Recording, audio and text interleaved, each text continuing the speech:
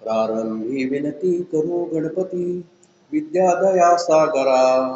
अज्ञानात्वहरोनि बुद्धिमती दे, आराध्य मोरेश्वरा.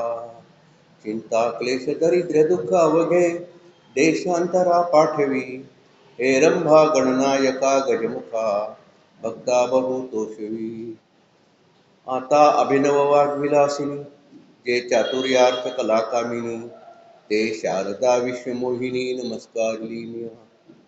वारण्य छेदून टाकी क्षणात, असा एक समर्थ तू त्रिभुवनात. म्हणून शरण अनन्य आलो मी पाया, नमस्कार माझा तुला गुरुराया. हरिओम. माऊली ज्ञानेश्वर. भक्त शिरोमणी श्री नामदेवराय, शांती ब्रह्म श्री नाथ महाराज, भक्तिशक्तीचा आदर्श श्री समर्थ रामदास, जगदवंद्य जगद्गुरु श्री संत तुकाराम महाराज, परमपूज्य गुरुमाता गुरुमाऊली श्री कलावती आई, विश्वरूप दाखवणारे जननी जनक आणि विश्व सावरणारी अलौकिक ज्योतिर्मय विभूती आणि समोर बसलेले सगळे मायबाप संत सज्जन होते. पूर्णावतार श्रीकृष्ण या विषयावर आपली आतापर्यंतची 5 प्रवचनं झालेली आहेत. आता हे 6वं प्रवचन आहे आणि श्रीकृष्णाच्या 5व्या गुणाबद्दल म्हणजे षडगुण ऐश्वर्य श्रीकृष्ण जे आपण म्हणतो त्यातले षडगुण 6 गुण कोणकोणते, त्यातले 4 गुण झाले आपले श्री, यश, औदार्य, ऐश्वर्य. हे 6 गुण 4 गुण झाले आणि आज आपण 5वा गुण पाहणार आहोत, श्रीकृष्णाचं ज्ञान. ज्ञान हे श्रीकृष्ण. आता ज्ञान म्हणजे नक्की काय? म्हणजे पोट भरण्याचं ज्ञान. या जगात जन्माला आल्यापासून मरेपर्यंत मनुष्य काही ना काहीतरी उद्योग करत असतो. ते आपलं पोट भरण्याकरता करत असतो आणि ते पोट भरण्याकरता जे ज्ञान लागतं त्याला प्रापंचिक ज्ञान म्हणू. ते प्रापंचिक ज्ञान श्रीकृष्णाने सांगितलं का परमार्थिक ज्ञान सांगितलं? पण पहिली महत्त्वाची गोष्ट, त्यांनी प्रापंचिक ज्ञानही सांगितलं आणि परमार्थिक ज्ञान सुद्धा सांगितलेलं आहे. दिसायला जरी प्रापंचिक ज्ञान कधी कधी वाटलं तरी त्यात आत गूढ परमार्थिक अर्थ भरलेला आहे, हे सर्वात लक्षात ठेवायला पाहिजे. ज्या ज्ञानाला उपमा आकाशाची सुद्धा, म्हणजे आकाश सुद्धा कमी पडेल, त्याचा विस्तार कमी पडेल, किंवा क्षितिजाचा विस्तार सुद्धा कमी पडेल, सागर सुद्धा जिथं कमी पडेल, असं ज्ञान श्रीकृष्णाचं ज्ञान हा गुण आहे, जो आहे ज्ञान हे गुण आहे त्या बाबतीत आहे. अगदी साधं उदाहरण देऊ. गायी चरायच्या निमित्ताने लहानपणी श्रीकृष्ण साऱ्या बाळ गोपाळांना घेऊन यमुनेच्या तीरी जायचा. यमुनेच्या तीरी जायचा आणि जेवणाच्या वेळी सगळ्यांनी काय आणलं ते एकत्र करायचा. सर्वांचा काला करायचा. काला करून नुसतं काला करायचं नाही, तो प्रत्येकाला भरवायचा. म्हणजे हात तुझा वाटा घे, हा तुझा वाटा घे, प्रत्येकाला भरवायचा तो. म्हणजे ह्याच श्रीकृष्णाने काय सांगितलं की कोणी छोटा नाही, कोणी मोठा नाही, सगळे एकच आहे. सगळ्यांनी एकच, सगळ्यांच्या ठिकाणी एकच आत्मतत्व आहे. सगळ्यांनी जे खाणं पिणं राहणं सगळं एकच आहे. म्हणजे तू श्रीखंडपुरी आणली काय, तू भाकरी आणि ताक आणलं काय, असला प्रकार नाही. तर सगळ्यांनी एकत्र करणे, ज्याला आपण गुळगुळीत झालेला शब्द वापरतो साम्यवाद वगैरे वगैरे, ते साम्यवाद हा शब्द न वापरता श्रीकृष्णाने साम्यवादाचं शिक्षण अगदी लहानपणापासूनच द्यायला सुरुवात केली होती. साम्यवादाचं म्हणा, माणुसकीचं म्हणा, कसंही म्हणा, की आपण सगळे आत्मरूपाने एकाच आहोत हे दाखवून देणारं ज्ञान आहे. एक दुसरं साधं उदाहरण, जेव्हा श्रीकृष्णाने कालियाचा अहंकार उतरवला होता, म्हणजे कालियाच्या फडावर तो सैसे नाचला होता. अगदी कालियाच्या त्या 2 बायका त्याला श्रीकृष्णाला शरण आल्या होत्या. खरं म्हणजे कालियाने संबंध कालिंदीचं पाणी, यमुनेचं पाणी विषमय केलं होतं. म्हणजे रागाने कृष्णाने त्याला अगदी ठार मारायला पाहिजे होतं, पण श्रीकृष्णाने त्याला ठार नाही मारलं. श्रीकृष्णाला त्यावेळेपासून पर्यावरणाचं रक्षण कसं करावं हे श्रीकृष्णाने जणू काही दाखवून दिलं. त्यांनी कालियाला इथून यमुनेतून निघून जातो आणि खोल समुद्रात जा, याच्यात त्यांनी 2 गोष्टी सांगितल्या होत्या. एक की त्यांनी क्षमा केली होती कालियाला. क्षमा हे तत्व हे किती महत्वाचे आहे. क्षमा शस्त्र म्हणजे भर्तृहरीचा श्लोक आहे, क्षमा शस्त्रम करेम यस्य किम दुर्जनम किम करिष्यति. दुर्जनाकडे सुद्धा हे शस्त्र नाही, असं सज्जनाकडे शस्त्र असतं, ते क्षमा. त्याच्यावर तुकाराम महाराजांचा एक छान अभंग आहे क्षमावरचा. किंवा क्षमाशस्त्र जया नराजया हाती. म्हणजे एखादा मनुष्य काय करेल की त्या क्षमाशास्त्राच्या पुढे तो एखादा काय करेल. किंवा जेव्हा एखादा दावाग्नी जिथं तृण नाही पडला, जिथे दावाग्नी विझवली जाय आपोआप, तसं क्षमा. आणि दुसरं पर्यावरणाचं रक्षण करा. साप धरून मारू नका हे तेव्हापासून सांगितलं. म्हणजे आता आपण हल्ली पाहतो बाबा की साप दिसला म्हणजे पूर्वीपासून आपल्याकडे काय पद्धत होती की साप दिसला की ठेचा मारा, काठीने मारा, अगदी सगळे मग त्याच्या शूरवीर होतात. पण दुसरा पर्यायच नसायचा, कारण एक तर मनुष्य सापाला घाबरतो, सापही माणसाला घाबरतो. आणि कुठेही मध्ये आला की साप आपल्याला चावल्याशिवाय सोडत नाही. साप मारणारे आपल्याकडे पूर्वीच्या काळी फक्त पासोपारधी किंवा गारुडी हेच लोक. पासोपारधी म्हणण्यापेक्षा गारुडीच होते. आणि तुकाराम महाराजांचा एक अभंग आहे, साधूनी धरतीला हाती आणि की कापती देखून या. एखादी जातीवंत नागिन वगैरे नाग असा दिसला की ज्यांना आपला हृदयाचा थरकाप होतो, असे सुद्धा नाग साप ते गारुडी धरत होते. आता सर्पमित्र झालेले आहेत, त्यांना फोन केला की ते येतात, सापाचे म्हणजे साप धरून येतात आणि पर्यावरणात सोडून देतात. शेत जमिनींचं पिकाचं नुकसान करणारे जे उंदीर आहेत त्याच्यावर जर कंट्रोल करायचं असेल, त्यांची संख्या मर्यादित ठेवायची असेल, तर सापे पाहिजेतच. हे पर्यावरणाचं रक्षण करण्याचा धडा श्रीकृष्णाने त्यावेळेपासून आपल्याला दिला आहे की पर्यावरण सांभाळा, पर्यावरण सांभाळा. केवळ माणूसच नाही तर पशुपक्षी, वृक्षवल्ली ह्यावर निसर्गावर भगवंताने सांगितलं प्रेम करा, प्रेम करा. पशुपक्ष्यावर प्रेम करा. गाय ही नुसती दूध देणारं पशु नाही किंवा दूध देणारं जनावर नाही, तिच्याशी सख्य करण्याचं श्रीकृष्णाने दाखवलं. कृष्णाला गायी अत्यंत प्रिय आणि गायींचाही तो अतिशय लाडका. त्याला आवडतील की पण गायींचाही तो अतिशय लाडका. त्याच्या नुसत्या हाकेसरशी त्या असतील तिथं थांबून परत माघारी वळायच्या. नामदेव यांचा एक कृष्णाच्या गायींवर एक सुरेख अभंग आहे. तृणाची या लोभे गायी गेल्या दुरी, तृणाची या लोभे गायी गेल्या दुरी, पाचारी मुरारी नामे त्यांची, पाचारी मुरारी नामे त्यांची. चंद्रभागे गंगे भागीरथी यमुने, चंद्रभागे गंगे भागीरथी यमुने, येई ताम्रपर्णे धावनिया. सरस्वती प्रवरे कालिंदी नर्मदे, सरस्वती प्रवरे कालिंदी नर्मदे, येई तुंगपत्रे दावनिया. देवाजीचा शब्द ऐकून या कानी, येता ती धावणी नामा म्हणे. गायी नावं किती सुंदर, सगळ्या नद्यांची नावं ठेवलेली आहेत. मी तिथे जेव्हा खेड्यात प्रॅक्टिस करतो तेव्हा एका ठिकाणी विजिटला गेलो होतो. म्हणजे पेशंट पाहून झाल्यावर त्यातल्या तरुण मुलांनी विचारलं, डॉक्टर आम्ही नवीन बैलजोडी घेतली पाहिजे का तुम्हाला. म्हणून दाखवा बाबा काय तेवढं प्रेमाने. आपण जशी आम्ही नवीन गाडी घेतली आहे तशी नवीन बैल घेतली, मस्त उमदी बैल. डॉक्टरांची नावं काय काय ठेवलीत माहिती आहे का. एकाचं नाव मास्तर ठेवले आणि एकाचं नाव डॉक्टर ठेवले. म्हणजे ठीक आहे, मला बैल केलंच काय हरकत नाही. पण थोडक्यात सांगायचं काय, ही नावं सुद्धा इतकी छान ठेवलेली आहेत आणि ती कृष्णाने नुसत्या हाका मारल्या त्या संशी त्या धावत पळत आहेत. अर्जुनाला गीतेतून कृष्णाने कर्मयोग सांगितला, पण त्याच्या आधी बालपणी गोकुळात असताना कर्मकांड करू नका, सकाम कर्म करू नका, अहंकारयुक्त कर्म करू नका अशी शिकवण त्याने आपल्या आचरणाने दिली. एकदा गोकुळात म्हणजे कृष्ण लहान असताना काही विप्रांनी मोठा यज्ञ केला. त्या यज्ञाच्या निमित्ताने त्यांनी त्या विप्रांना एक सल्ला दिला की भुकेलेल्यांना अन्न द्या, अगदी स्वर्ग सुखाची लालसा दाखवून यज्ञ करू नका, यज्ञासारखी कर्मकांड करू नका. असे सांगितले. म्हणजे परत नामदेवरायांच्याच अभंगातली एक ओळ सांगतो की स्वर्ग सुखासाठी करिता ती यज्ञ टाकती अवदाने अग्निमुखी. यज्ञ यागाचे सोम त्यावेळेला श्रीकृष्णाच्या ह्याच्यात द्वापार युग होतो. आणि त्या द्वापार युगात थोडंसं मागच्या त्रेतायुगात खरं यज्ञकांडाचं जास्त सोम होतं, पण द्वापार युगात तोपर्यंत चालत आलं होतं.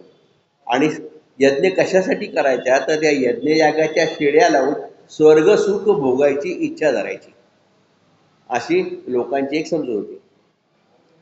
माऊलींनी तर अशा कर्मकांडांना पुण्यात्मक पाप म्हणले. पुण्यात्मक पाप म्हणलेले. स्वर्गा पुण्यात्मके पापे ये जे गीता सांगताना स्वर्ग सुखाची जे याज्ञिक यज्ञ करतात म्हणजे देहावर प्रेम करून पिंड पोषण करणे हीच मनाची वासना असतात. म्हणजे लोकांची इच्छा भगवंत प्राप्तीची नसते ना, भगवंत प्राप्तीची नसते. फक्त यज्ञ करून कुठेतरी स्वर्ग सुख मिळतं आणि मग तर पुण्य कमी झालं की परत मृत्यू लोकात त्यांचा परत जन्म ठरलेला आहे. पुनरुपी जन्म पुनरुपी मरणम. म्हणजे पुढचाच ह्याच्यातला गीतेतला हे असं आहे की ते पुण्यमासात सुरेंद्र लोकम अश्नंती दिव्यान दिविदेव भोगान. मस्तपैकी स्वर्गातले भोग भोगून ते तम भुक्त्वा स्वर्ग लोकम विशालम क्षीणे पुण्य मर्त्य लोकम विशंती. पुण्य क्षीण झालं की मर्त्य लोकात येतात. म्हणजे हे श्रीकृष्णाने कर्मकांड अहंकार ह्याच्या मुळावर पहिल्यापासून सांगितलं, हे ज्ञान दिलेलं आहे की हे असलं काही करू नका, नुसते तुमच्या देह सुखासाठी काही करू नका. ज्ञान देतो ज्ञान देतो असं न म्हणता गोकुळात असल्यापासून सहजपणे सगळ्यांना त्यांनी ज्ञान दिले. आता शेवटी ज्ञान म्हणजे नक्की काय? मग अशी पहिला प्रश्न आला, ज्ञान म्हणजे नक्की काय? तर ज्ञान म्हणजे नक्की काय तर खरं म्हणजे परमार्थ ज्ञान. म्हणजे रामदास स्वामींनी म्हटलंय, ज्ञान म्हणजे आत्मज्ञान पाहावे आपणासे आपण. आत्मज्ञान म्हणजे ज्ञान, पारमार्थिक ज्ञान म्हणजे ज्ञान. त्यांनी ते तर दिलेलंच आहे, पण त्यांनी जे ज्ञान होतं त्याच्या पोटी माणुसकी, भूतदया, चित्ताचे समत्व, कर्मयोग आचरणे हे नुसतं ज्ञान नव्हतं, हे आत्मयोगाचंच ज्ञान, पारमार्थिक ज्ञान होतं असं समजायला हरकत नाही. सर्वाभूती एकच आत्मा ही शिकवण त्यांनी दिली. त्या ज्ञानाचे स्पष्टीकरण, हे जे ज्ञान श्रीकृष्णाने दिलं त्या ज्ञानाचं स्पष्टीकरण, त्याचा विस्तार त्यांनी प्रत्यक्ष रणांगणावर महाभारत युद्धाच्या वेळेला कौरव पांडवांचे सैन्य एकमेकाच्या समोर लढण्यासाठी उभे आहेत. रणशंका स्फुरलेले आहेत. पांचाजन्य ऋषी, केशव देवदत्तम, धनंजय वगैरे वगैरे. आता कधी युद्ध सुरू होते सगळ्यांचे भाऊस कुरकुरत आहेत आणि हातातले म्हणजे शस्त्र जे असतात आता कधी सुरुवात करतो याची चालली होती. रणवाद्यांचा कल्लोळ चालला होता. त्यावेळेला नेमकं अर्जुनाच्या मनात मोह उत्पन्न झाला, विषाद उत्पन्न झाला. त्यांनी पाहिलं आपल्यासमोर आपले गुरुजन, आपले पितामह, आपले भाऊ हे सगळे समोर आहेत, ज्यांनी आपल्याला विद्या दिली, ज्या पितामहाने आपल्याला अंगाखांद्यावर खेळवलं, ज्यांनी माया केली, लळा लावला, ज्यांच्या मनात आपल्याबद्दल अजून अपरंपार प्रीती आहे, इतकं आहे, ते आपल्या कुळातील सगळे सोयरे, काका, मामा, बंधू सगळे आपल्या समोर लढावे होते. त्यांना पाहून अर्जुन गलित गात्र झाला. मोहाने त्याच्या मनाला ग्रास. या माझ्या सगळ्या शौर्यांना, पितामहाला, गुरुजनांना मारून मी म्हणजे युद्धात जिंकल्याचं माझा सुख हे करू काय, रक्तलांछित भोग घेऊ काय, मी काय भस्मासूर आहे का? अर्जुनाने मनाची सुख केलं. अर्जुन किम कर्तव्य मूढ झाला. मनातली विरशी जाऊन त्याची जागा त्यांनी कर्णाने घेतली, मोहाने घेतले. हातपाय गळून गेले, तोंडाला कोरड पडली, घशाला म्हणजे सर्वांग घामाने डबडबले, हाताला कंप सुटला, धनुष्याचा बेंबळ हातातून विसरला. सिदंती मम गात्राणी मुखम च परिशुष्यती वेफतुष्य शरीरे मे रोम जायते गांडीवम संस्कृते हस्तात त्वक्ष परिदयते न च शक्नुम अवस्थातुम ब्रह्मतीवचे म्हणाले. त्यांनी श्रीकृष्णाला सांगितलं, हे श्रीकृष्ण आहे, मी कसं लढू रे, हे समोर आहेत, मला नाही लढता. त्यांचे ज्यांना मारून रक्तलांचित भोग मला घ्यायचे नाहीयेत. मायेच्या जाळ्यात आणि पापपुण्याच्या गुत्त्यात तो अडकला. मी लढणारच नाही म्हणून हताश होऊन झोपविस्त म्हणजे रथात मान टाकून डोळ्यात आसवं आणून आसवं गाळत बसला. आणि श्रीकृष्णाने त्यावेळेला तो जो उपदेश केला, ते जे ज्ञान दिलं, ते फक्त अर्जुनाला नाही, इतके हजारो वर्ष झाली, ते आजच्या वर्तमानात सुद्धा सगळ्या मानव जातीला उपकारक असं ज्ञान श्रीकृष्णाने दिलेलं आहे. जोपर्यंत हे चराचर आहे, यावत चंद्र दिवस चंद्र सूर्य आहेत, तोपर्यंत हे शाश्वत ज्ञान टिकणारे आहे. हे ज्ञान चिरंजीव आहे, मार्गदर्शक आहे. पहिले महत्वाचं त्याने अर्जुनाच्या मिशाने त्यांनी काय काय सांगितले, तुम्हाला आम्हाला कर्तव्य कर्म करायलाच पाहिजे हो. त्याने प्रथम आधी अर्जुनाचं म्हणणं सगळं शांतपणे ऐकून, ज्याला एखाद्याला अशी तळमळ होतोय सगळं असा, जो एखाद्या मनाने विचलित झाले असो ना, त्याचं म्हणणं काय आहे की शांतपणे ऐकून घेण्याचा गुण पाहिजे आपल्याला. कोणी असा तळतळून आला, जे मानसरोग तज्ञ असतात ना, ते पहिल्यांदा काही त्यांना पैसे कसे द्यायचे असतात ना, एका पेशंटची गप्पा मारण्याचे पैसे, आणि तो पेशंटच खूप बडबड बडबड करतो, त्याचं ऐकून घेणं हे महत्वाचं असतं. श्रीकृष्णाने अर्जुनाचं सगळं ऐकून घेतलं, शांतपणे ऐकून घेतलं. आणि सगळं ऐकून घेतल्यानंतर अर्जुनाला सांगायला सुरुवात केली. आधी त्याच्या शौर्याची आठवण करून दिली.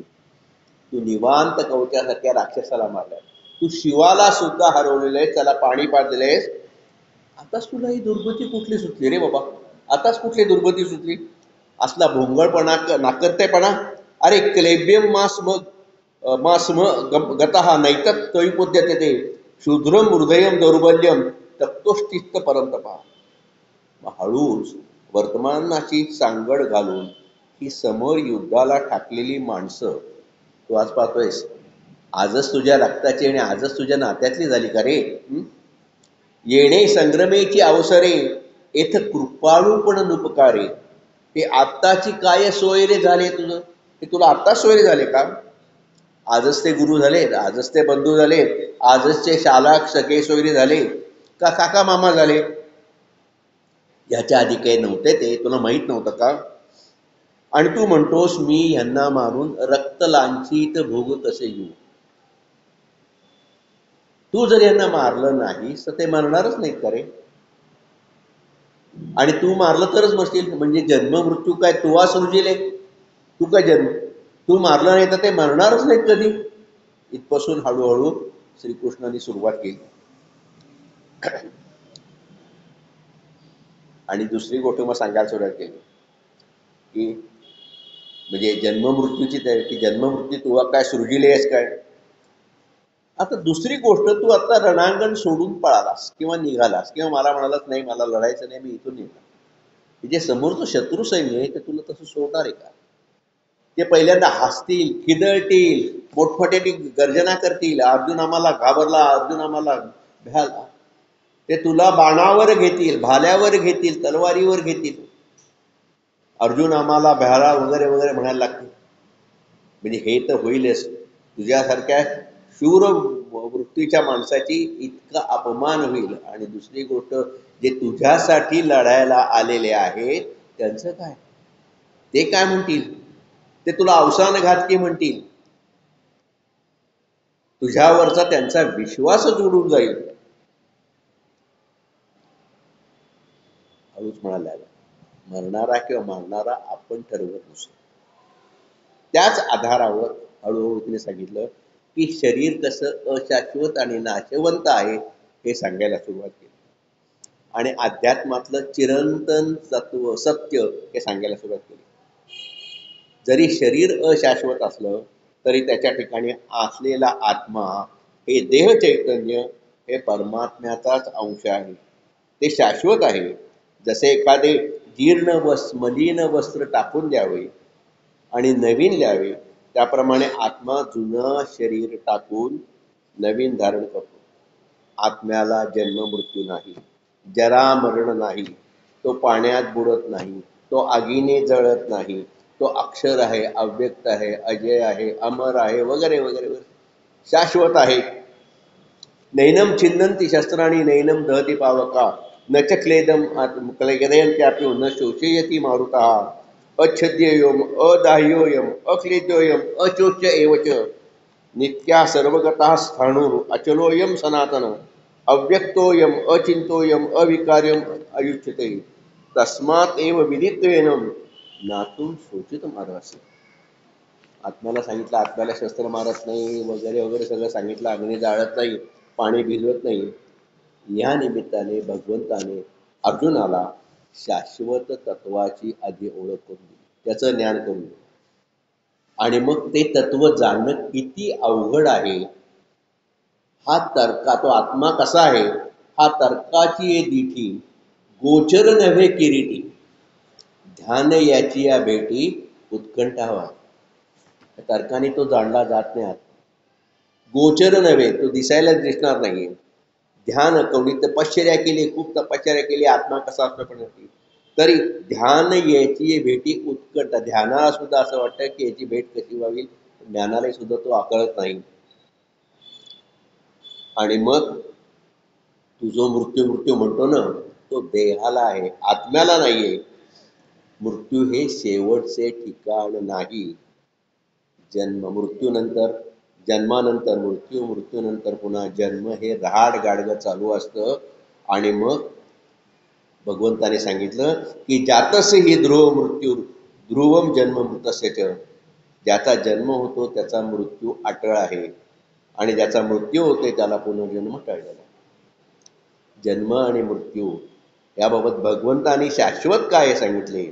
ज्या गोष्टीला जन्म दिला त्याला जन्म आहे, त्याला मरण आहे.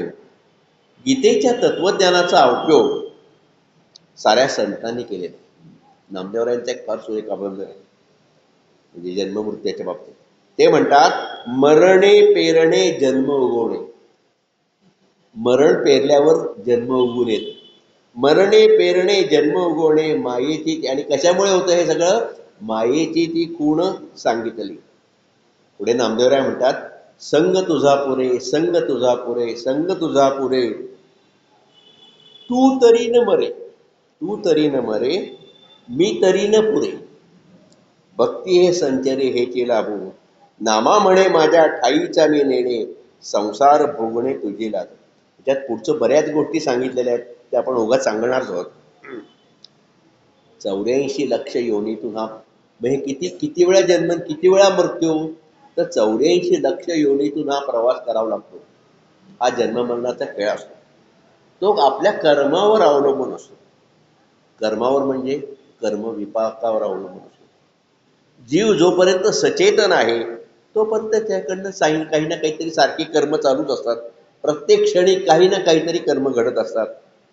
त्याचा विचार आपण पुढे करतोच आहोत. पण प्रत्येक योनीत किती जन्म होतात हे नामदेव, म्हणजे मूळ एक भागवतात श्लोक आहे त्याचा, पण नामदेवरायांचा त्याच्यावर एक सुंदर अभंग आहे. नामदेवरायांचा तास थोडासा आहे हे घेतोय की ते म्हणतात, भक्ती विण जिणे जळो लाजिरवाणे, भक्ती विण जिणे जळो लाजिरवाणे, संसार भोगणे दुःख रूप, एक एक कोटी, एक एक योनी कोटी फेरा, मनुष्य देहवारा मग लागे. आता प्रत्येक ह्याच्यात किती जन्म घ्यावे लागतात, 20 लक्ष, 20 लक्ष योनी वृक्षांमध्ये घ्याव्यात. वृक्षात सुद्धा जीव आहे, ते जिवंत आहेत हे तेव्हापासून आपल्याला माहित होतं. म्हणजे हा शोध की आत्ता लागला, म्हणजे सगळ्यांची क्षमा म्हणून की हा शोध असा नाही आत्ता नाही लागला की वृक्षाला वनस्पतींना जीव असतो, त्या तेव्हापासून आहे. 20 लक्ष योनी वृक्षामध्ये घ्यावा, जळचरी भोगाव्या दशलक्ष, 11 लक्ष योनी किरणांमध्ये घ्याव्या, दशलक्ष भोगाव्या पक्षामध्ये, 30 लक्ष योनी पशूंची या घरी, मानव भीतरी 4 लक्ष. नामा म्हणे तेव्हा नामा म्हणे तेव्हा नरदेहा या नरा, तयाचा एवढ्या ह्याच्यावरनं तयाचा मातेरा, म्हणजे एक जो मिळणार आहे तो जन्म, त्याचाही मातेरा केला. पुढे आपण काय करून त्याचा मातेरा करतो. जन्माचा हा, जन्म मरणाचा हा जो फेरा आहे तो आपल्या कर्मविपाकावर अवलंबून असतो. बऱ्याच वेळा मी माझ्या प्रवचनातून सांगितले, कदाचित जे पुनरुक्ती होण्याची हे की कर्मविपाक म्हणजे काय, की आपलं क्रियमाण, संचित आणि प्रारब्ध याला मिळून ही जी तीन गोष्टी आहेत ते मिळून कर्मविपाक होतो. आपण जे सारखं करत असतो त्याला क्रियमाण म्हणतो. आता आपण बसलो, आपला श्वासोच्छ्वास चालू आहे, हृदय चालू आहे, हेही कर्मच आहेत. काहीतरी कर्म, आपण चालतो, बाजारपेठेत जातो, काहीतरी आणतो, म्हणजे कुठलंही कर्म केलं की आपल्याला त्या कर्माचं फळ मिळतं. मग ते कर्माचं फळ कधीतरी आपल्याला लगेच मिळतं, कधीतरी ते साठून राहतं, त्याला संचित म्हणतात. मग ते कधीतरी आपल्याला बिकट प्रसंगी मिळतं, किंवा एखादं वाईट कर्म केलं असेल तर ते त्या कर्माचं फळ मिळतं. पण त्याही पुढे जाऊन ते संचित होतं, म्हणजे ते साठूनच राहतं. आणि मग ते भोगण्यासाठी पुढचा जन्म घ्यावा लागतो. आणि त्या संचितावर पुढच्या जन्माचं प्रारब्ध घडतं. आणि जेव्हा ते प्रारब्ध घडतं तेव्हा सुरू होतो की त्या प्रारब्धामुळे जेव्हा पण पुढचा जन्म घेतला की परत सुरू होतं, क्रियमान सुरू होतं, परत नवीन कर्मफळ, परत नवीन संचित, आणि पुढे प्रारब्ध. म्हणजे हा जन्म मरणाचा फेरा हा तसा चालू राहतो. म्हणून जे काही कर्म करू ते परमेश्वराला अर्पण करायची. जे काही कर्म करू ती अहंकार विरहित, मी ह्या कर्माचा काही कर्म कर्तृत्व घेण्यात नाही. मी काही केलं नाही. आपण म्हणतो ना, नेकी कर और दर्या में डाल, तसं आहे की कर्म कर आणि सोडून दे.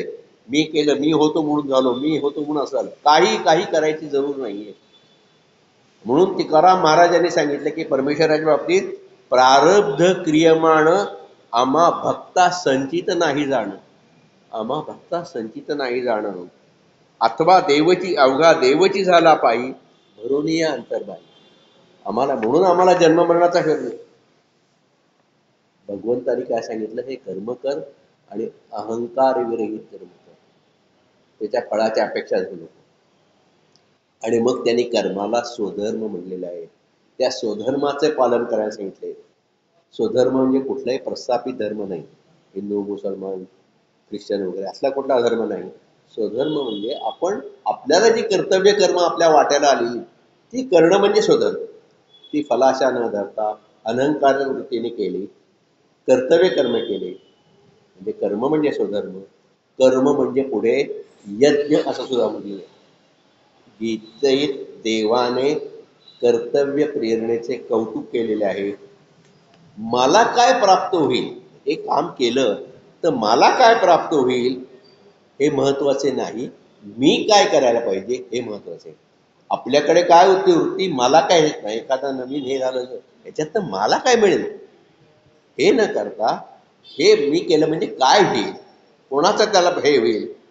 त्यामुळे स्वधर्मपिच्या अपेक्ष न विकंपतुम अर्हसी. स्वधर्माचा विचार करताना म्हणजे हे कर्म करताना हे अर्जुना तुला व्याकुळ होण्याची काहीही जरुरी नाही. श्रेयान स्वधर्म विगुणा परधर्मा सनुतिष्ठतात. स्वधर्मे निधनम श्रेष्ठम परधर्म भयावह. आपला धर्म जरी बिगुण असला म्हणजे आचरण करण्यास कठीण असला, परधर्म सुलभ असला. परधर्म म्हणजे की बाबा माझे जे कर्म आहे, बाबा मी डॉक्टर आहे, माझ्यापुढे एखादा आरती मनुष्य आला, मी त्याला औषध पाणी करणं, ते न करता मी जर क्रिकेटची मॅच पाहत बसलो, परधर्म म्हणजे सुखावं आहे, मला मस्त मॅच दिसते, भारत जिंकतोय, हाय हाय उड्या मारतोय, आणि तिकडे तो तळमळत पडलो, तो परधर्म झाला माझा. तर परधर्म सनुतिष्ठितात. स्वधर्मे निधनम श्रेष्ठम परधर्म भयावह.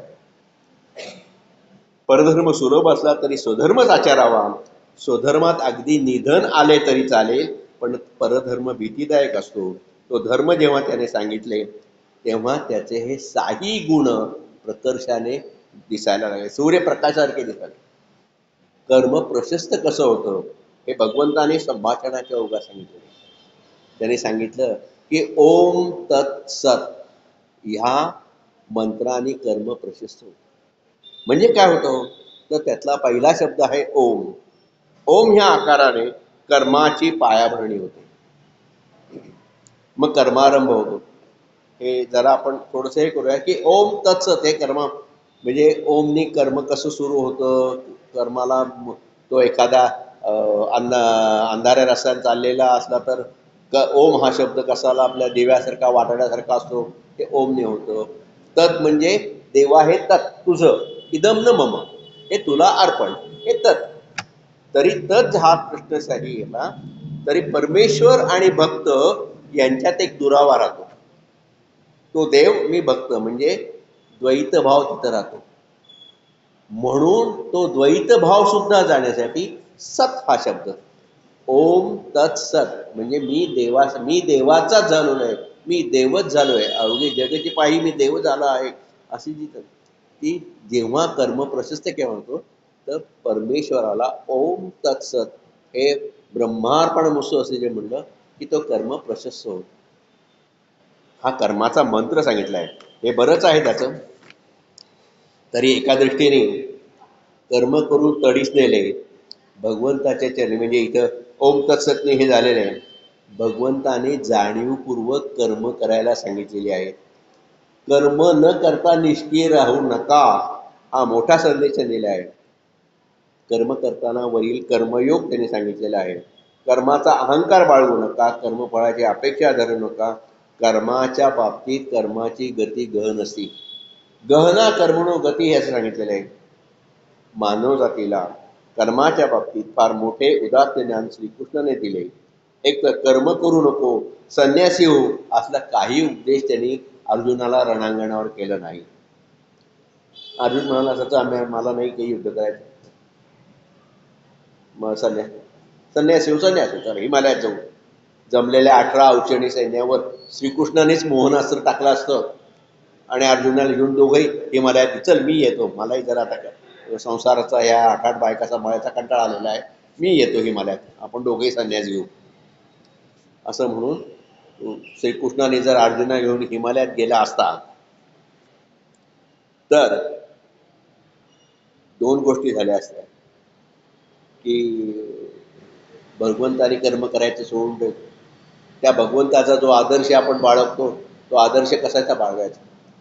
परमेश्वराने सांगितलेलं आहे की नमे पार्थस्ते कर्तव्यम त्रिषु लोकेषु किंचन नाना अवाप्तम अवाप्तव्यम वर्त एवच कर्मणी. हे अर्जुना, या त्रैलोक्यात मला काही कर्तव्य कर्म करायचं नाही, पण माझं पाहून लोक करणार नाहीत म्हणून मी कर्म करतो, असं परमेश्वराने सांगितलेलं आहे.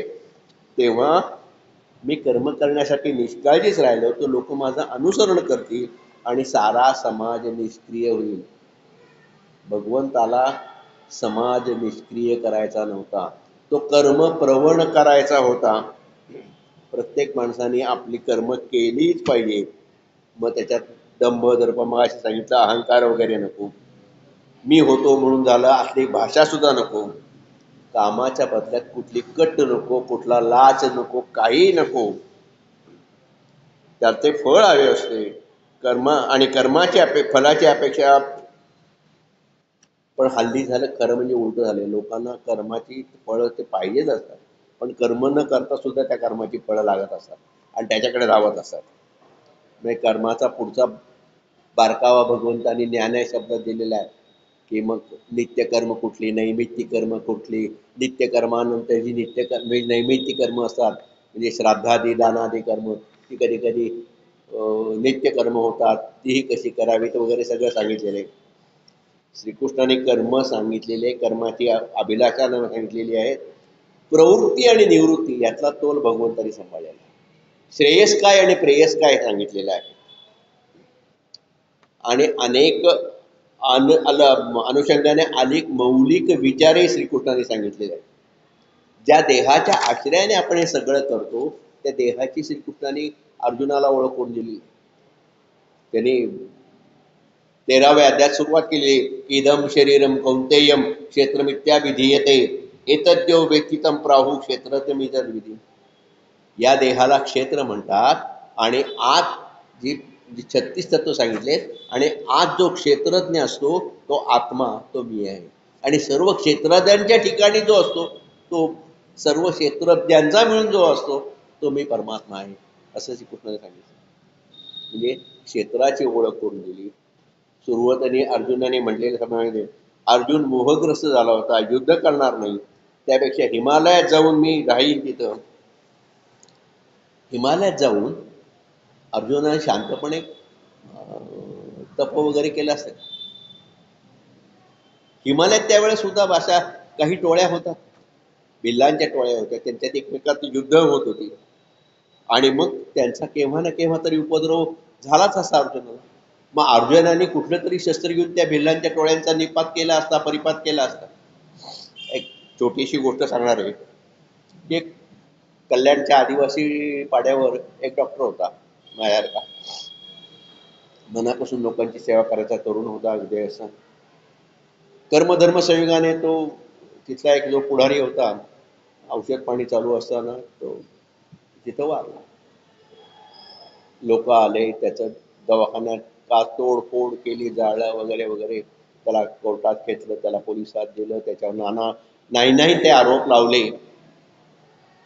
आणि तो डॉक्टर असं डोकं गच्च धरून बसला होता की मी काय वाईट केलं यांचं, मी ह्यांच्यासाठी राबलो, आदोबलो, पैसे घेतले नाहीत, रात्र पाहिले नाही, अपरात्र पाहिले नाही, जंगल रानं तुडवली, नद्या खऱ्यातून हिंडलो आणि ह्यांच्यासाठी.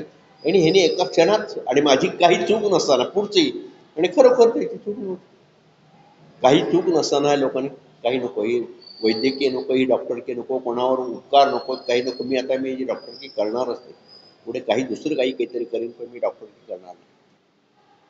जिथं त्याला धरून नेलं होतं त्या पोलीस चौकीत, तो आपला असं विमनस्क मनस्थितीत बसला होता, तिथल्या एका पोलिसाला हृदयविकाराचा झटका, असं तडफडायला लागला. मी पाहणार नाही, त्याला काय होऊन दे, मी आता डॉक्टर नाही, त्यांनी मनाशी ठरवून टाकलं. आणि मनाशी ठरवल्यावर काही म्हणजे बोलायचा अर्थच नाही. तिथं जवळपास दुसरं कुठलं हॉस्पिटल नव्हतं, जाण्याची कुठली सोय नव्हती, आणि तो पोलीस तर असा तळमळत होता. एक क्षण असा आला, त्याला तर पाहावे, तो उठला, आणि त्याच्यावर न कळत त्याने जे उपचार सुरू केले, आणि त्या उपचारानंतर तो बऱ्यापैकी म्हणण्यापेक्षा खडखडीत बरा झाला, वगैरे वगैरे. हे सगळे अर्जुन हिमालयात कसा राहिला असता का? अजिबात नाही. त्या भिल्लांच्या टोळ्यांनी जरी हल्ला केला असता तर अर्जुनाने आपलं सगळं धनुर्वेद सगळा तिथं कामी लावला असता. जसं या डॉक्टरचं झालं तसंच त्या अर्जुन. म्हणजे काय आहे बाबा, की प्रकृती हे कर्म करूनच घे. अहो तुम्ही साधं पाहणं, समजा तुम्ही एखाद्या ठिकाणी गेला, विशेषतः हा स्त्रीवर्ग कुठे जेवायला गेला, जेवायला अवकाश आहे, मग त्या घरातल्या बाईला ती बाहेरून आलेली स्त्री मदत करते, थांबा मी पटपाणी घेते, मी रांगोळ्या करते, मी बटाटे चिरून देऊ का, हे कर्तव्य कर्माला म्हणजे ती मदतच करणे, ही ती काय असते, तो स्वधर्म आहे, तो स्वधर्म ती करत असते. म्हणून 18व्या अध्यायात भगवंत अर्जुनाला म्हणतात की मी कर्म करणारच नाही असं अहंकाराने जर म्हणत असतील, यदा अहंकारम आश्रित्य न योष्णम इति मन्यसे, मी करणारच नाही, मिथ्ये ये विषय व्यवस्था आहे ते प्रकृष्टाम नियोजती स्वभावजेन कौंतेय निबद्धा स्वेन कर्मणा कर्तुम नेच्छसे यन्मोहात करिष्यो वशोती. मी युद्ध करणार नाहीस असा विचार करतो, पण शास्त्र स्वभावच तुझा आहे ना, तो तुला युद्ध करायला प्रवृत्त करेल. जे स्वभावसिद्ध कर्म आहे तू मोहाने करू इच्छित नाही, पण पूर्वसंस्काराने तू करशील. माऊली म्हणतात, तरी न झुंजे ऐसे निष्ठंकिसी जे मानसे, ते प्रकृती अनारिसे करविलेचे की. म्हणजे जे आपल्या वाट्याला आलेली जी कर्म आहेत ती कर्म करणं महत्वाचं आहे. हे सगळं ज्ञान देताना श्रीकृष्णाने अर्जुनाला योगाची माहिती दिली. आज आपल्या देशाला संबंध जगात विश्वगुरु आणि योगगुरु म्हणून मान्यता मिळालेली आहे. हे कुठलं श्रीकृष्णाचं ज्ञान आपण वापरतोय म्हणून आपल्याला माहिती. गीतेच्या 6व्या अध्यायात श्रीकृष्णाने संबंध योग सांगितला, आणि माऊलींनी तो फार उलगडून सगळा दाखवलेला आहे. म्हणजे कर्म कसे, म्हणजे योग कसा साधावा, जीवाशिवाचं मिलन होणारी कुंडलिनी शक्ती कशी जागृत करावी, हे माऊलींनी सांगितलेलं आहे. म्हणजे पिंडे पिंडाचा ग्रासू, तो नाथसंकेतीचा दंशू, परी धावून गेला महाविष्णू, हे माऊलीने सांगितलेलं आहे. शिव आणि विष्णू कसे एकच आहेत. आपल्याकडे कुठल्या कारणाने भांडणं करतील लोक, काही सांगता येते कशासाठी भांडणं करायचे काय. शिव आणि विष्णू त्याच्यात मी शैव मै विष्णू का बोलले तुम्ही. शिवाची पूजा, विष्णू वैष्णूची पूजा, पण ते एकमेकाशी भांडायचं कारण काय. सगळ्या संतांनी सांगितलंय, भजन करा रे हरिहरा नारायण शिवशंकरा, माझे बोलणे अवधारा, भेद करा दोघांचा, नारायणे सेविले अमृत, विष्णूनं अमृत सेवलं म्हणून श्वेत झाला महादेव, आणि शंकराने गिळले हाला हाला म्हणून विष्णू झाला निळा. असं आहे.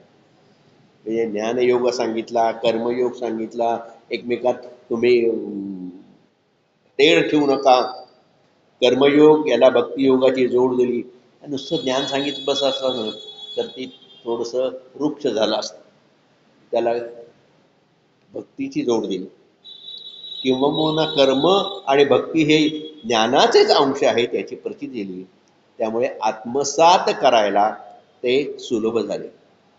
गीतेपूर्वी विद्वान पंडित हे वेगवेगळे मार्ग दाखवतात, पण सगळ्याची जोड, या सगळ्या जोड याचा सांडा श्रीकृष्णाने आपल्या ज्ञान या गुणाने इथं जोडून सगळं दाखवलेला आहे. भगवंताने ही मोठी क्रांती केलेली. ज्ञान मार्गातील ते ज्ञान करताना निष्क्रियता नको, यज्ञ मार्गात कर्मफळाची हाव नको, स्वर्गसुखाची कामना नको, आणि कर्माबरोबर नुसतं कर्म नको, त्याला भक्तीची जोड हवी. नुसती भक्ती नको, त्याला कर्माची जोड हवी. कुठल्याही बाबतीत अवडंबन नको. नुसतं कर्म नको, त्याला भक्ती पाहिजे, त्याला थोडंसं कुठेतरी भक्तीची हे पाहिजे. म्हणजे आणि मग ती भक्ती कशी पाहिजे, तसा मोठेपणा नको, मी देवाला सोन्याचा मुकुट करीन, मी देवाला सोन्याचं सिंहासन करीन, मी सहस्त्र भोजन करीन, असलं कुठलंही अवडंबर म्हणून. पत्रम पुष्पम फलम तोयम योमे भक्त्या प्रयजती. काही पत्र पुष्प फुलं मला मनापासून जे द्याल भक्त, त्याला मी संतुष्ट होतो, हे सांगितलं भगवंतानी. भगवंतानी कुठल्याही कर्मकांडाचं हे त्याचा अवडंबर माजू नका सांगितलं. आपल्याला काय होतं माहिती आहे का, की आपल्याला काहीतरी आधी मिळवावं लागतं आणि मग आपण भगवंताची भक्ती मिळायला लागतो. म्हणजे एक त्यातला एक दोहा आहे की आयरन की चोरी करे. मोठं आयरन चोरायचं, किती 30-40 किलोचं असेल ते. आयरन की चोरी करे, करे सुई का दान, त्यातलं सुईभर दान करायचं. आयरन की चोरी करे, करे सुई का दान, चढे चौपासी देखणे कबाई विमान. ते सुईचं दान करायचं आणि गच्चीवर जायचं, पाहायचं की मला वैकुंठाला न्यायला परमेश्वर येतो की नाही, एवढं दान मी केलेलं. अशी हल्ली आपल्याकडे पद्धत आहे. भक्ती कर्म, भक्तीच्या बाबतीत बिरबलाची आणि अकबराची गोष्ट मी 10 वेळा सांगितली, त्यामुळे मी आता काही सांगत नाही वेळेत. त्याच्यामुळे की प्रत्येकात की या सगळ्या गोष्टीतनं भक्ती वजा केली तर उत्तर शून्य येतं. म्हणून कर्माच्या बरोबर भक्तीही पाहिजे, हे भगवंताने सांगितले. भगवंतानी ज्ञान देताना हे नुसतं नकोय, त्या ज्ञानाला जोड भक्तीची व्हावी. भगवंतानी मग आपला विभूती योग सांगितला आणि रणांगणात विभूती सांगितल्या. जवळजवळ 75 विभूती रणांगणात सांगितल्या. पण एकनाथी भागवतात किंवा भागवतात अजून त्या विस्तारून सांगितलेल्या आहेत. म्हणजे विभूती का सांगितल्या आहेत की प्रत्येक ठिकाणी कुठे कुठे कुठे कुठे माझा अंश आहे. म्हणजे असं नाहीये की कुठेही माझा अंश नाहीये, मी सगळीकडे आहे. अहम आत्मा गुडाकेशा सर्व भूताशा देता, मी सगळ्यांच्या ठिकाणी आहे. माझा जो आत्मा आहे प्रत्येकाच्या ठिकाणी तो मी आहे. मग तो जर भगवंत असेल तर तुम्हाला नमस्कार करायला हरकत नाही. सगळीकडे देव पाहणं, सगळीकडे देव पाहण्याचंच भगवंताने सांगितलंय. तो चराचरात व्यापून उरलेला आहे, असा संदेशच भगवंताने दिलेला.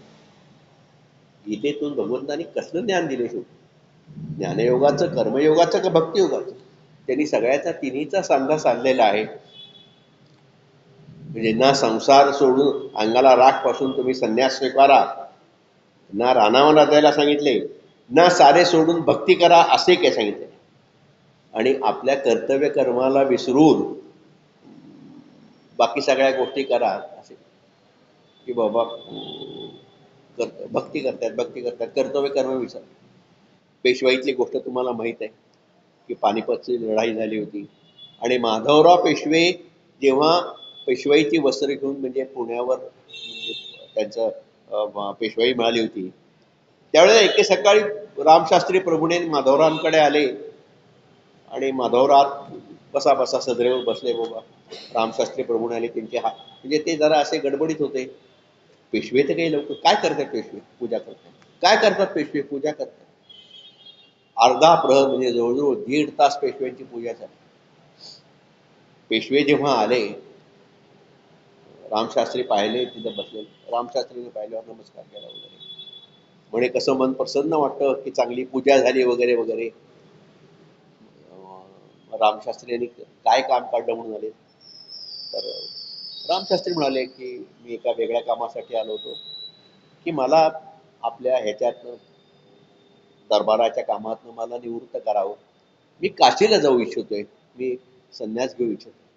पेशवे एकदम चमकले की रामशास्त्री असं का म्हणतायत, आणि पुढचे वाक्य ऐकल्यावर सगळे दरबारचे लोक चमकले की जर इच्छा असेल तर पेशव्यांनी माझ्याबरोबर यावं, आपण दोघे मिळून संन्यास घेऊ. माधवरावांचा संताप सगळ्यांना माहीत होता. ते संताप माधवरावांना वाटलं की आपलं कुठेतरी चुकतंय.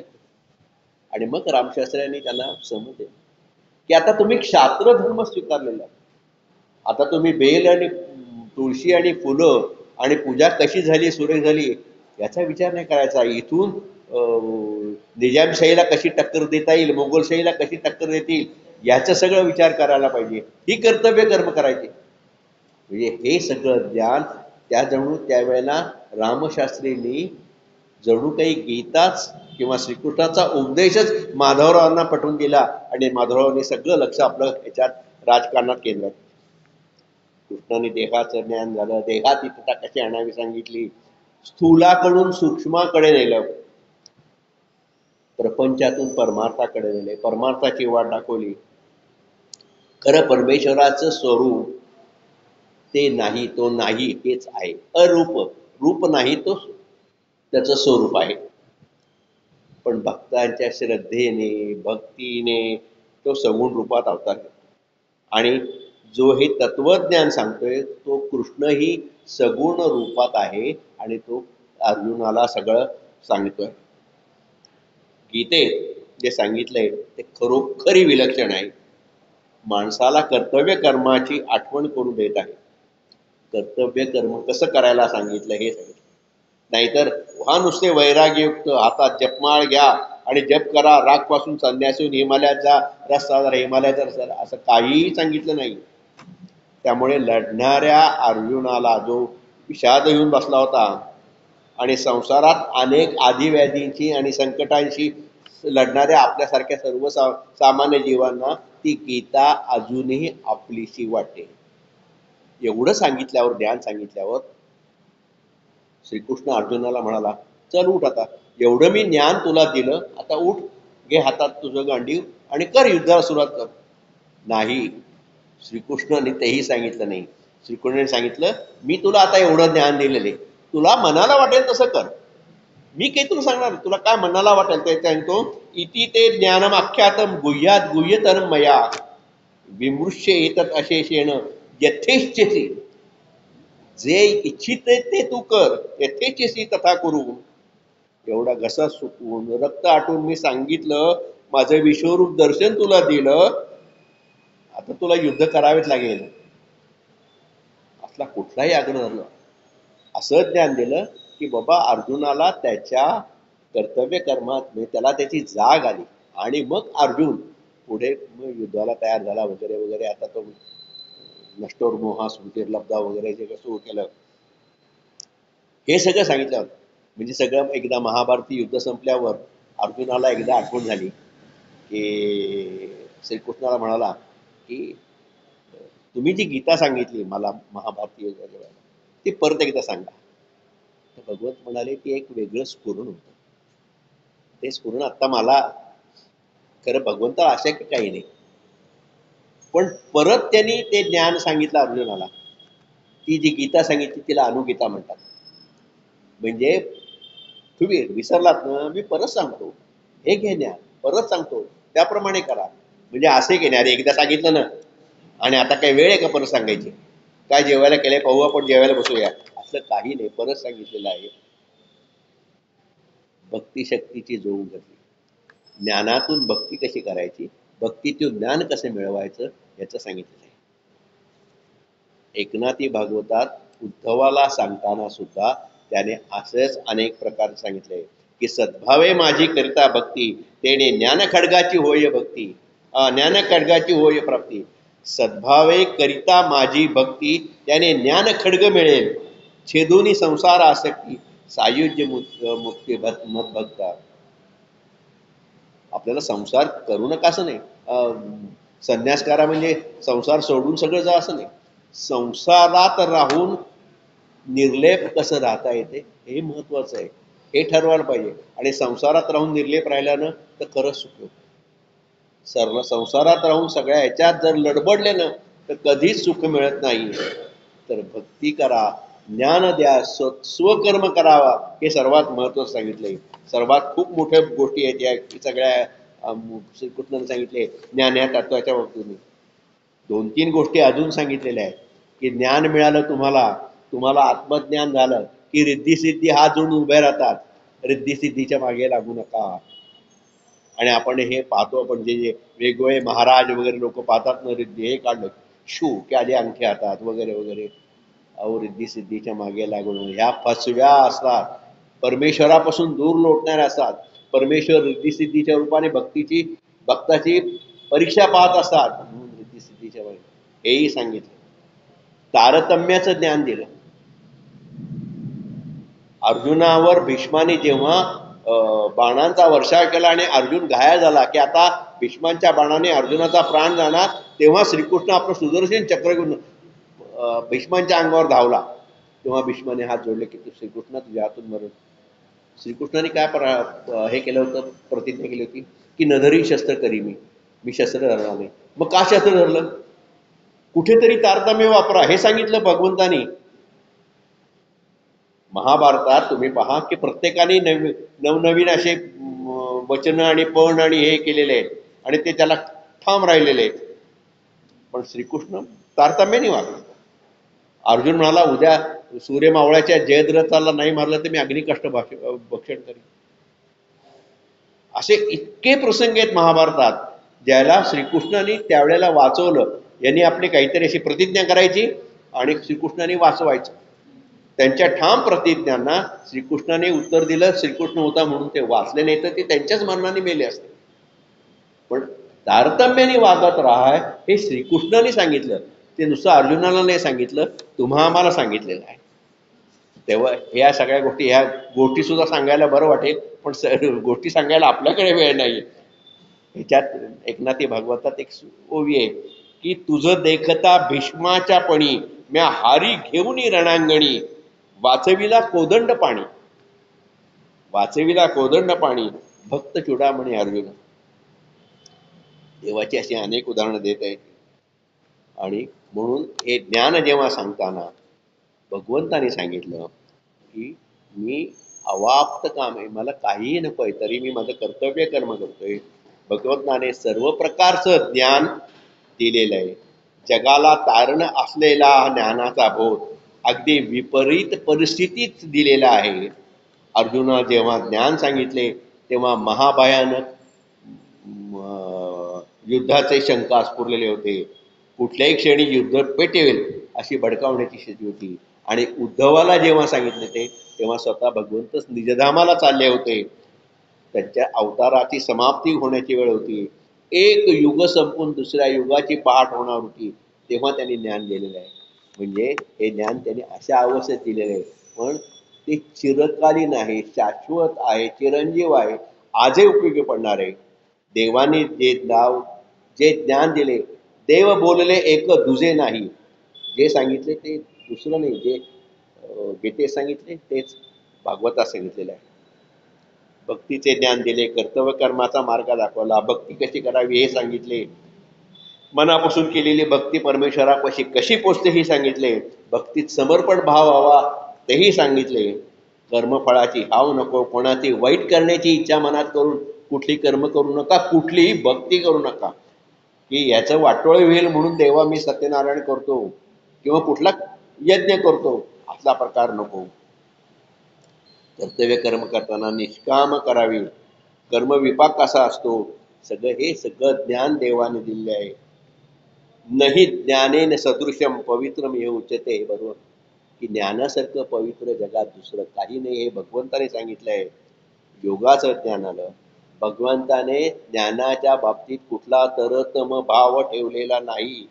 समाजातील सगळ्या वर्णांना, स्त्री शूद्राधिकांना सुद्धा ज्ञान मिळवण्याची पात्रता आहे की सगळ्यांनी ते मिळवावं.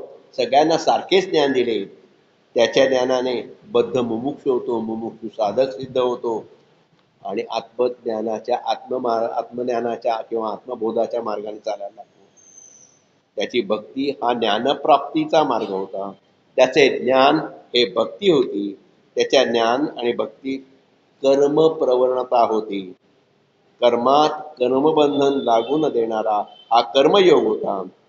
असे त्याचे ज्ञान होते. चराचराला व्यापणारे ज्ञान होते.